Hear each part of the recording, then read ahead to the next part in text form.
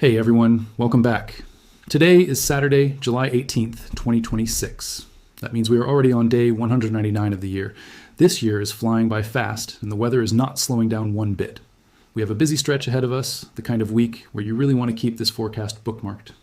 We have severe thunderstorms on the way today, and some of them could turn into real trouble with wind, hail, and even a tornado or two.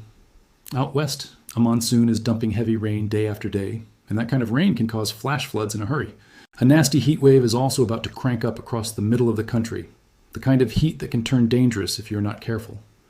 And out in the ocean, on both the Gulf side and the Pacific side, we are watching several spots that could turn into tropical storms or even hurricanes over the next couple of weeks. There's a lot to get through today, so let's break it all down piece by piece and get started. Storms fire up today and tomorrow. Let's start with the here and now. Today, a big chunk of the eastern United States is under the gun for severe storms. Forecasters use a scale from 1 to 5 to show how likely bad storms are. Think of it like a spice level on a menu, where a 1 is mild and a 5 is about as hot as it gets. Today, a large area is sitting at a 3 out of 5, which is a pretty spicy level for storms. That area covers Ohio and stretches into the northeast, hitting Pennsylvania, New York, New Jersey, Delaware, Maryland, and part of Virginia. A 3 out of 5 means numerous severe storms are likely, so if you live in one of those states, keep an eye on the sky today and have a way to get warnings, like a weather app on your phone. Around that danger zone, there is a bigger area sitting at a 2 out of 5 that stretches from Illinois and Indiana all the way down to North Carolina and as far east as Massachusetts and Rhode Island. In that zone, scattered severe storms are possible, just not as certain as in the 3 out of 5 area. There is also a smaller patch sitting at a 1 out of 5, which just means an isolated storm or two could turn severe. That risk also covers parts of Idaho and Montana today, way out west, far from all the other action. So why are storms lining up like this? There's a line where cooler air is pushing into warmer air, kind of like a wedge splitting a log. That line is called a cold front, and it is stretched out across the Great Lakes today. Out ahead of that front, the air is warm, wet, and loaded with energy, almost like a battery that has been charging up all day. Forecasters actually measure that stored up storm energy, and today it is sitting at 2,000 to 3,000 units. That is a huge amount of fuel just waiting to be used. Once that fuel gets tapped, storms are going to explode late this afternoon and into tonight, kind of like a pot of water that looks calm right up until it suddenly starts boiling over. The bigger the number, the more powerful the storms can become once they get going. And 2,000 to 3,000 is well into the range that can support strong to severe thunderstorms. Right now in the early afternoon, storms are already popping up from Ohio into Pennsylvania and up into the northeast. The main line of cooler air pushing in is sitting up near Detroit and Toronto at this moment. But as we roll into the middle and later part of the afternoon, that line is going to slide south into all that warm, juicy, unstable air we just talked about. That is when things get serious. Storms should fire up across Ohio and Pennsylvania, then push up toward Albany, New York, and over into western Massachusetts near Worcester.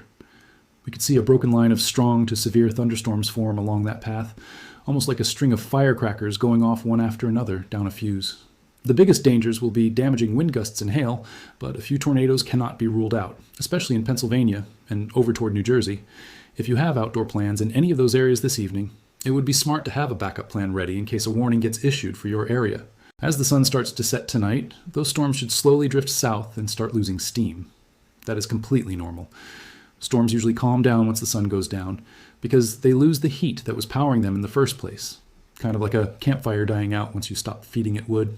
Now, let's peek ahead to tomorrow, Sunday, July 19th, because the weather does not take a day off just because the calendar flips. At daybreak, we will already see a few showers and storms around. One batch will be sitting over eastern Kentucky and West Virginia. Another will be up in the Dakotas. And out in southern Arizona, the monsoon will be stirring up some messy weather too, with clouds and rain moving through even before most people are awake and pouring their first cup of coffee. Through the middle of the day on Sunday, things should stay fairly quiet until the afternoon heat really builds. That is usually how it works with summer storms. The sun climbs higher, the ground heats up, and the air above it starts to rise and bubble like water simmering on a stove. Once that happens, storms should fire up again in North Dakota. By late afternoon, a cluster of storms could grow there, and this one could pack a real punch. We are talking wind gusts over 60 miles an hour, hail, and even an isolated tornado. A gust like that is strong enough to snap tree branches and toss patio furniture across a yard like it weighs nothing at all. Down in the southeast, we will likely see slow-moving storms popping up almost like popcorn kernels in a hot pan. These are sometimes called pulse storms because they do not travel very far. They just sit in one spot and dump heavy rain before fading out, then another one pops up somewhere else close by. A few of these could turn severe, especially in the Carolinas, so keep an eye on North Carolina, from Raleigh over toward the Outer Banks. Meanwhile, out in the mountain west, the monsoon is going to keep dropping heavy rain, soaking the same areas over and over again, day after day, which is exactly the kind of pattern that eventually leads to flooding problems if it does not let up. If this kind of storm coverage is useful to you, do me a favor and hit that subscribe button. The weather can shift fast this time of year, and subscribing means you will not miss the update that tells you if a storm is now headed straight for your town. The storm train does not stop. The severe weather does not wrap up once Sunday ends. In fact, we have 3 more days in a row where storms could turn dangerous, almost like a train that keeps rolling car after car through different parts of the country. If you thought today was the only day to worry about, think again, because this pattern is going to keep moving and keep producing storms clear into the middle of next week. On Monday, July 20th, another round of severe weather looks likely across the Midwest. That includes Iowa, Wisconsin, Northwest Illinois, part of Minnesota, and the Upper Peninsula of Michigan. Right now, that area is sitting at a 2 out of 5 risk, but it could grow bigger and even get bumped up to a 3 out of 5 as we get closer to the day. So this is one to watch closely over the weekend. Then on Tuesday, the threat slides into the Ohio River Valley. That means Kentucky, Indiana, and Ohio again, plus West Virginia and the Appalachian Mountains, up into Pennsylvania, Northern Virginia, and even Washington, D.C. and Maryland. That is a wide stretch of the country, so a lot of people are going to need to pay attention on Tuesday. By Wednesday, July the 22nd, the threat shifts once more, this time toward the Delmarva Peninsula and the East Coast, including North Carolina and the upper part of South Carolina. Notice how this whole system is basically sliding southeast a little more each day, almost like it is tracing a path down the map, one state at a time. Why is this happening in this order, almost like dominoes falling one after another? There's a big dome of high pressure sitting out west, and storms tend to ride around the edge of it, kind of like cars circling a racetrack instead of driving straight through the middle. That dome is going to sink back a little to the south and west over the next few days, settling in over the Four Corners region and the southern plains. When that happens, it opens up a path for cooler air to flow from the northwest, right over the top of that dome. That flow of air is exactly what helps organize storms and turn them severe, giving them the spin and the push they need to grow strong instead of just fizzling out. There's also plenty of that stormy fuel we talked about earlier, sitting high up in the atmosphere, and it is going to travel along with this whole pattern like a passenger riding the same train. On Monday, that fuel is spread out across the Midwest, and a line of cooler air will push through Monday night. And on Tuesday, the fuel shifts into the lower Ohio Valley and the Mid-Atlantic. By Wednesday, it slides even farther, down into the far southeastern part of the country. Wherever that fuel goes, that is generally where the best chance for strong to severe storms follows, right along with it. Let's break down Monday a little more because there is still some uncertainty here. We could see a broken line of storms that grows into one big cluster of storms working together, almost like several small streams joining up to form one wide river. Forecasters are not totally sure how it will play out, but right now it looks like the best chance for storms is in Iowa, Wisconsin, Minnesota, and northwest Illinois. Some computer models, like the European model, show storms popping up over in Michigan too. But there is a layer sitting in the atmosphere that acts kind of like a lid on a pot of boiling water. That lid could stop storms from forming, or at least keep them from getting strong that far east. We will be watching closely over the next couple of days to see if that lid breaks open and lets storms spread all the way toward Lake Michigan. If it does break open, more people could end up under the severe storm risk than are included right now. Tuesday looks a little more certain than Monday. Storms should break out from Tennessee and Kentucky, then spread north through Ohio, West Virginia, and up into Pennsylvania and Maryland. A few severe storms could also pop up in Virginia along the way. With all that stormy fuel sitting overhead and the cooler air pushing in from the northwest, Tuesday has the ingredients lined up for another round of damaging wind and hail, especially through the afternoon and evening hours. Then on Wednesday, the action slides south again, running along the outer banks of the Carolinas and up the mid-Atlantic coast, including spots like Atlantic City, New Jersey. By this point in the week, the same basic setup keeps repeating itself, just sliding a little farther south and east each day, almost like a wave rolling down a beach. So if you live anywhere from the Midwest to the East Coast, this is shaping up to be a stormy stretch that runs almost the entire week, day after day, state after state. It is worth checking the forecast for your own area each morning, since the exact path could shift a little as we get closer to each day. Rain and wind across the country. Now let's zoom out and look at the next 7 days of rain, all the way through next Saturday, July 25th. A lot can happen with rainfall in a week, and this week looks like a soggy one in more places than not, with some spots getting far more rain than they know what to do with, while others stay bone dry. Out west, the monsoon is going to keep pumping in heavy rain like a faucet that will not shut off. Arizona is going to get soaked, and so will Utah, Colorado, and western New Mexico. Wyoming will see a good amount of rain too. On the rainfall map, the yellow areas show about 1 inch of rain, the orange areas show more than an inch, and the red areas show more than 3 inches in spots across the mountain west. That much rain falling fast can lead to flash flooding, and Utah and Arizona look like the biggest trouble spots for that this week. When that much rain falls in just a few hours, the ground cannot soak it all up fast enough, so it rushes into low spots, canyons, and dry riverbeds all at once, turning a normally calm creek bed into a fast-moving wall of water in a matter of minutes. That is why flash flood warnings out west should always be taken seriously, even if the sky above your own house looks clear. Meanwhile, that same northwest flow of air we talked about earlier is going to bring rain across the Midwest and into the eastern United States. The Mid-Atlantic and the Northeast are going to see a lot of red on the rainfall map too, which means 2 to 3 inches of rain, or even more in some spots, enough to cause some standing water on roads and slow down travel in those areas. On top of all that, there is a tropical feature we are watching down along the Big Bend area of Florida, just off the northeast Gulf Coast.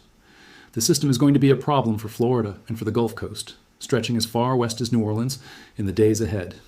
We will talk more about that system in a bit, since it ties directly into both the rain totals for this week and the tropical outlook for the rest of the month. Now, let's talk about wind. Wherever you find a dome of high pressure, air sinks down toward the ground, skies stay sunny, but winds usually stay pretty calm. That means the southern United States is going to have lighter winds through the weekend, the kind of breeze that barely moves a flag hanging on a porch. The stronger winds are going to blow along the top edge of that high pressure dome instead, kind of like water rushing around the edge of a big rock sitting in a stream. That includes the southern Canadian prairies, places like Alberta, Saskatchewan, and Manitoba, then into Ontario and Quebec. Those spots will see windier conditions at times. That gusty air is going to slide over into the northeastern United States too, into New England, where wind gusts could top 30 miles an hour at times this weekend. It is going to feel hot and sticky across the middle of the country over the next 5 days, the kind of sticky where your shirt sticks to your back the moment you step outside and stays that way all day. But there is a little bit of relief coming. By Thursday, July 23rd, more of that northwest flow should push in and bring cooler, less humid air to the Ohio Valley and the Northeast, giving folks in those areas a bit of a break after a stretch of muggy days. Out west, the monsoon will keep bringing clouds and heavy rain from Mexico up into Arizona, the Four Corners area, and West Texas. Wherever that rain is falling, temperatures should stay a little cooler, since clouds and rain block out some of the sun's heat, kind of like closing the curtains on a hot afternoon. But in the spots where the monsoon rain is not falling, it is still going to be very hot and very humid, with nothing to block that summer sun from beating straight down. So to sum up this part of the pattern, the west stays soggy, thanks to the monsoon. The Midwest and East Coast get soaked from storms riding along that northwest flow, and a tropical system near Florida adds even more rain to the mix along the Gulf Coast. The heat cranks up. Now let's talk about the heat, because it is about to get brutal in some spots, the kind of heat that makes the pavement feel like a stovetop, and the air feel thick enough to chew. Here's what the heat index looks like this afternoon. Any area colored salmon on the map is sitting at 100 degrees Fahrenheit or hotter. That stretch runs from the Midwest all the way down to the Gulf Coast states. Tomorrow, Sunday afternoon, the Dakotas and even southern Manitoba up in Canada could hit the mid to upper 90s, maybe even close to 100 degrees for the heat index. Meanwhile, from Dallas eastward through Jackson, Mississippi, Little Rock, Memphis, and Shreveport, the heat index is expected to climb to 105 to 110 degrees. That is hot enough that a pool or a shady spot with plenty of cold water is going to feel like a necessity, not a luxury. If you have outdoor plans in any of those cities tomorrow, this would be a good day to plan around the hottest hours of the afternoon. Then on Monday, July the 20th, it gets even hotter. Kansas City, Omaha, and Des Moines join the club, along with Little Rock and Memphis again, all sitting around 105 to 110 degrees. That is a wide stretch of the Midwest and the Mid-South, all dealing with dangerous heat index numbers on the very same day, so cooling centers and extra water breaks are going to matter a lot in those cities. Tuesday is when things really start to feel like a pressure cooker with the lid screwed on tight. A tropical feature is expected to form near the northern Gulf coastline, and that system is going to push the worst of the heat even further south, trapping it in place instead of letting it spread out. Across the southern plains, some spots could see the heat index press 115 to 120 degrees. That is dangerous heat, the kind that can make a person feel sick within minutes of being outside without water or shade. It could turn into what forecasters call an excessive heat wave by Tuesday and Wednesday in that region, meaning the heat is expected to be both intense and long-lasting enough to pose a real health risk. Meanwhile, areas farther north will feel noticeably less hot and less humid by comparison, almost like stepping into a different season entirely. Now, let's look further ahead to the last week of July, running from the 24th through the 31st. During that stretch, the big dome of high pressure is expected to sit right over the southern plains, centered around the Red River Valley, which covers Oklahoma and into North Texas. Air will flow around that dome from the northwest, sweeping across the Midwest and toward the East Coast. Because of that flow, the Midwest should stay warm, but it should not get stuck in an extreme heat wave for very long. The real heat is going to camp out over the southern and central plains instead, sitting there day after day like an unwelcome guest that will not leave. Kansas, Oklahoma, and Texas, especially the Texas Panhandle, could see high temperatures climbing into the triple digits during the last week of July. On the flip side, the wettest weather will keep hammering the mountain west thanks to the monsoon. Arizona will keep getting rain, and it could even stretch as far west as Southern California and Nevada. There should be an uptick in moisture reaching into Canada as well, and also across the Midwest and the eastern seaboard. And depending on what happens with that tropical system near the northern and northeastern Gulf coastline, we could see very heavy rain pile up in that area too before the month is over, on top of everything else moving through. But right where that big high pressure dome sits, over Oklahoma, Arkansas, and Texas, the air will keep sinking and the sun will keep blazing down with barely a cloud in sight. That means those spots will stay hot and dry all the way through the final week of July, while just a few states over, other places are dealing with flooding rain. That is summer weather for you, wildly different conditions sitting side by side on the very same map. Eyes on the tropics. Let's finish up with the tropics, because there is a lot happening out on the water right now, more than we usually see brewing at the same time. First, we are keeping a close eye on the northern Gulf coastline, roughly from New Orleans eastward toward Tampa Bay, including the Big Bend area of Florida and the Florida Panhandle. There are low odds, but not zero odds, that a tropical system could try to form there over the next several days. Meanwhile, over in the East Pacific, things are lighting up in a big way. We are not just talking about tropical storms here. We can see full-blown major hurricanes forming as we head into the last week of July. This is one of the more active stretches we have seen brewing out there in a while, with multiple systems expected to develop one right after another. So why are forecasters so worried about that spot along the northern Gulf Coast? One of the biggest ingredients that fuels a hurricane or tropical storm is warm ocean water. Kind of like how a car needs gasoline to run at all. Without enough of it, nothing gets moving, but with plenty of it, things can take off fast. Right now, the water just off the coast near Tampa Bay and Fort Myers is very warm, and that warm water stretches all the way west to New Orleans. Because the water is already so warm, if a system does start to form there, it could strengthen quickly, almost like tossing a lit match onto dry grass on a windy day. Right now, it looks like we could be dealing with a tropical depression by Monday morning. That is not a sure thing yet, but it is something we are watching closely hour by hour, since these systems can sometimes come together faster than expected when the water is this warm. There's also a high pressure system, sometimes called the Bermuda High, starting to stretch west toward the Bahamas. At the same time, there is another high pressure system parked over the southern plains. If a storm tries to form in the Gulf, it could get squeezed right in between those two highs, kind of like a marble caught between two hands, pressing in from opposite sides. That could mean the storm just sits in place over the northeastern Gulf, or it could slowly drift onshore, or it might even get nudged farther west. It really depends on how strong each of those two high-pressure systems ends up being over the next few days, and that is exactly what forecasters will be watching for. Now here is something that is much more certain than any of that. The ocean water out in the Pacific is boiling warm right now. Sea surface temperatures are running well above the historical average, and that warmth stretches all the way from the East Pacific into the Central and even Western Pacific. In fact, the West Pacific already produced a super typhoon that slammed into Taiwan and China about a week ago. That same warm water is stretching out toward the Hawaiian Islands too, which is why we have to keep watching that whole stretch of ocean closely over the coming weeks. Because of all that warm water, we have to keep a close watch on the East Pacific especially. There's already one system out there right now. Forecasters expect a hurricane, possibly even a major hurricane, to form by the middle of next week. Then, just a week after that, a third system could also strengthen into a hurricane or major hurricane. That means the East Pacific is about to get very active, very fast, almost like several storms lined up and waiting their turn to develop one after another. If you have a vacation planned to Hawaii, do not go canceling your trip just yet.